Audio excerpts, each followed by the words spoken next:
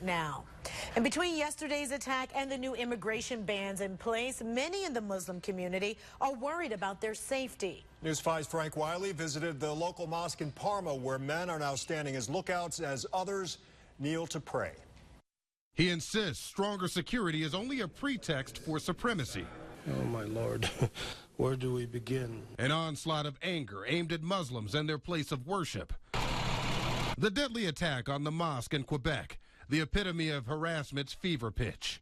Go back to where you came from. America has been home to Shelhada Abdel Karim since 1980. The whole atmosphere in the country is more of bigotry, racism, Islamophobia, religious intolerance. The tragedy in Canada mugged him in ways a police report could never define.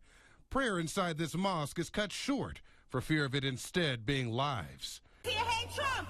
Hate Pence! He told me President Trump's temporary ban on 7 majority Muslim countries has encouraged a darker brand of hate.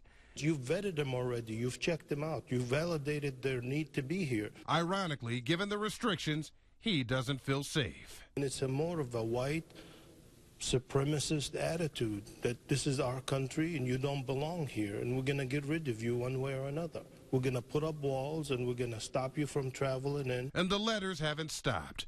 But hate mail gives way to encouragement. Words from across the country from different faiths, written in the universal language of love. Frank Wiley with that report. Meanwhile, President Trump will check off something else from